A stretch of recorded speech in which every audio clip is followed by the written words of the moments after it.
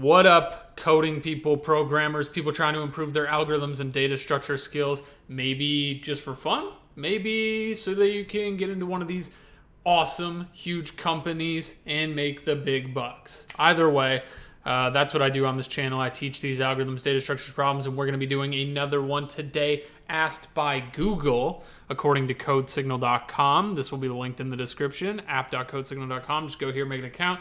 You can do this problem with me.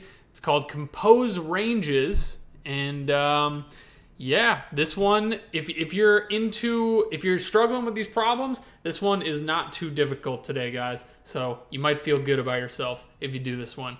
All right, before we get into the question, I just want to tell you guys about the sponsor of this video, Rooftop Slushy. Rooftop Slushy is this really cool online platform where they have engineers that work at companies like Amazon, Facebook, Google, the ones that you guys usually study my problems to get into.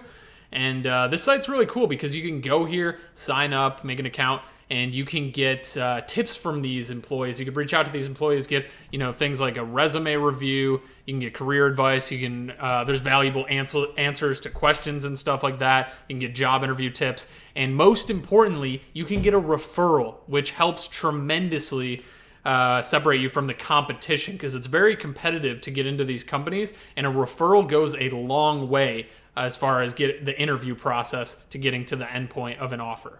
And once again, these are actual engineers that work at these big companies you're trying to get into. So when they look at your resume, they know what they look at your skills and talk to you, they know what they're talking about. This isn't a recruiter that you can't pronounce programming languages or doesn't know what your resume even means.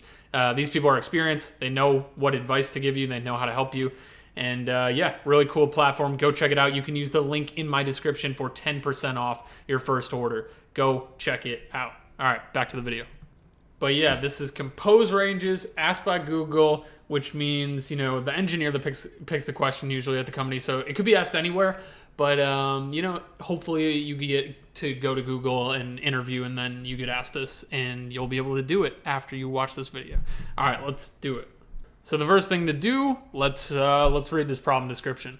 Given a sorted integer array that does not contain duplicates, so we have an array of integers, sorted, so smaller number at the beginning, greater number at the end. So sorted array of integers, no duplicates. So every number is unique. Okay.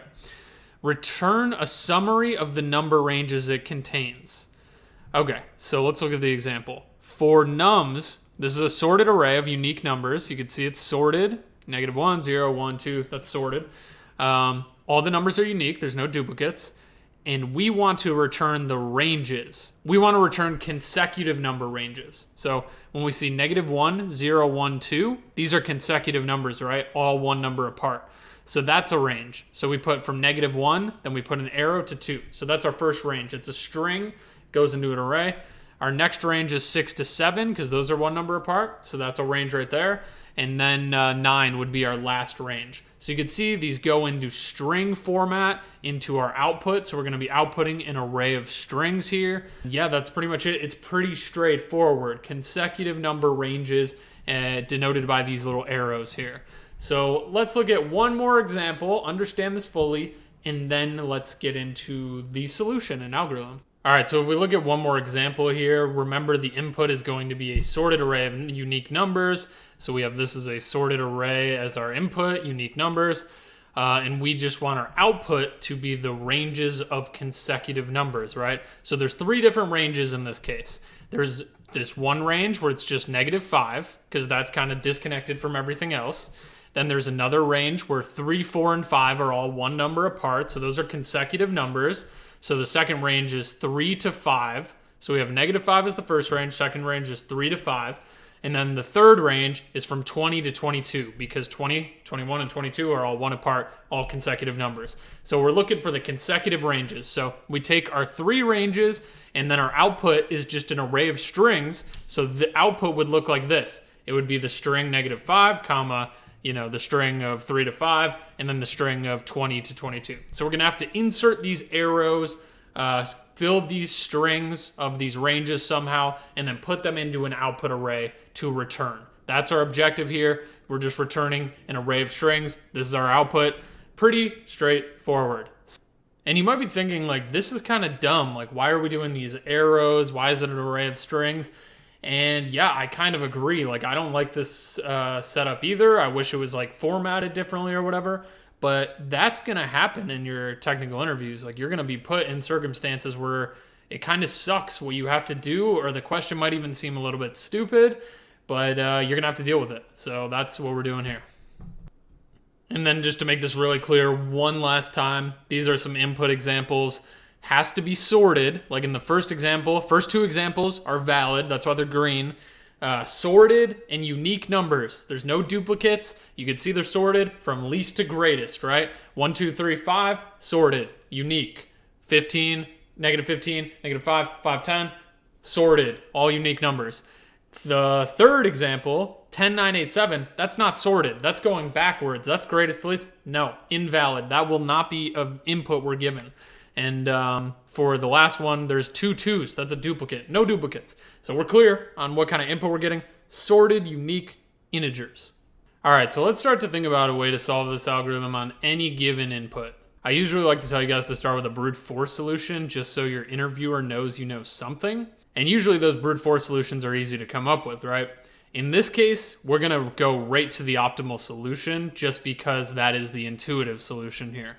What we're going to want to do is have one for loop of linear time complexity where we go through each element and we have our, output array initialized beforehand, and we want to construct these ranges on the fly during that one for loop and put them into our output array.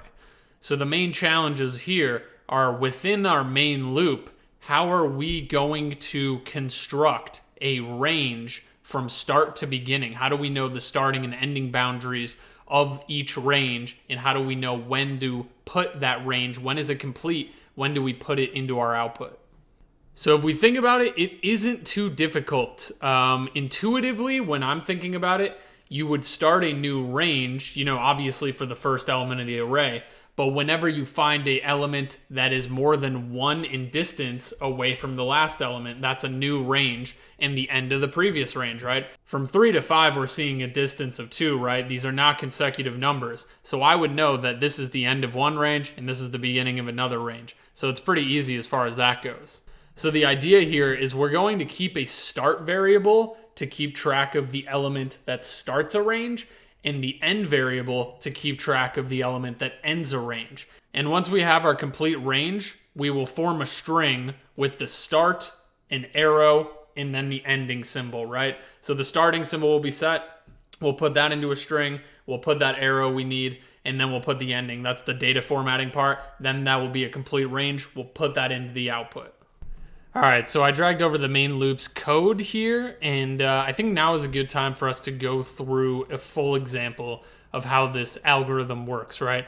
So we have this one loop here, right? This one for loop, and I know you might look at this while loop in between and say, "Oh, double loop, nested loops. That is O of n squared." No, don't worry about it. It's not O of n squared. We'll get to that.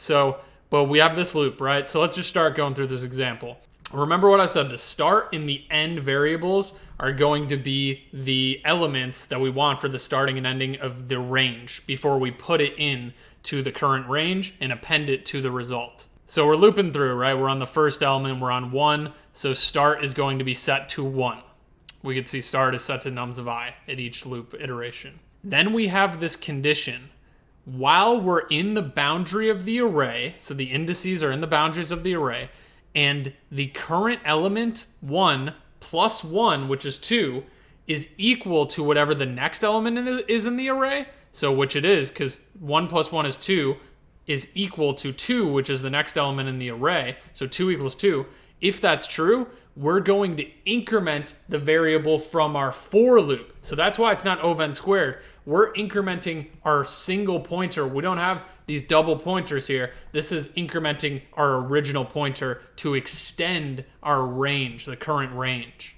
So basically this loop is kind of saying if we're in the boundaries of the array and the next element is a consecutive element, Well, let's move our pointer forward. And we already have our starting boundary, so now we're just going to keep doing this. We're going to move forward until we get to our ending boundary. Okay, so is nums of I plus 1, is 2 plus 1, 3, equal to nums of I plus 1, the next element, 3? Yes, 3 is equal to 3, so we move our boundary over again. Okay, is 3 plus 1, 4 equal to the next element? No, it's not, because 4 is not equal to 5. So this is where we break out of this loop, we stop extending our range, and we set our ending variable to wherever we're at right now. So the ending variable gets set to 3, which is, in fact, our first range, from 1 to 3. Now, we will construct our current range. So as long as the starting and ending boundaries aren't exactly the same, meaning it's not just one element range, then we'll construct our range by saying, okay, the range is equal to the string start plus the arrow plus end. So in this case, the current range would be 1, the arrow, and then end, which is 3. So that would be our range, 1 to 3, which is exactly what we want. And then finally, we would add that to our result. All right, great. So now we would continue with our loop. So this time we've made it to the end of this whole thing. We're still going linear here, right?